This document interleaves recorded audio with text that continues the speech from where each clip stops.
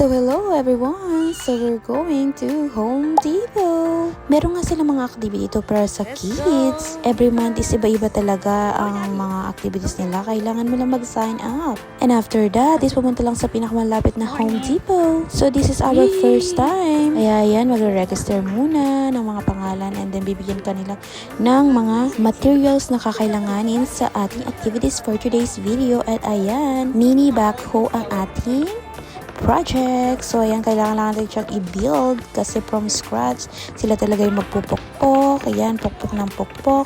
Sila yung magpipin, mag-screw, and everything. It's really fun activities para sa mga kiddos. Yung habang bata pa lang sila is nakahasa na sila sa mga ganyang bagay. Look at my Nicholas and Addie. Are they enjoying? Yes, they are. Parang si mami yata nag-i-enjoy eh. And look at that, Nicholas. You know how to screw. Screw. Madali lang naman yung activities natin for today's video kasi may instruction naman. And ayan, dalawa ang aking tinuturuan. So, yung iba, madami na silang mga badge. Binigyan sila ng mga badge. And mga yan. Mga free items pala itong mga to. Yung walang bayad.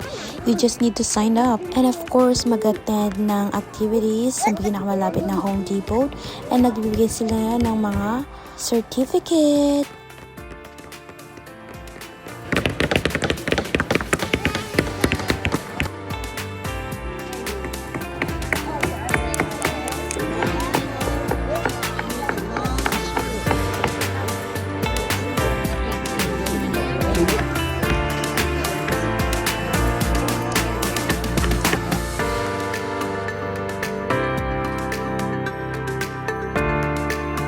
After namin sa Home Depot, pumunta muna kami dito sa my playground para maglaro mga bata.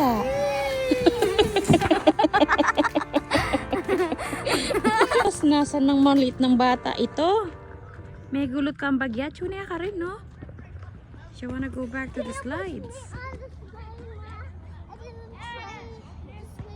At pagkatapos nga ay nag-lunch lang kami dito sa may Salem Creek Park side. And ayan, nag-order lang kami ng Szechuan, which is Chinese food. Look at that. Happy tummy. Yum, yum, yum. Aunt Teresa, you look good. Wow!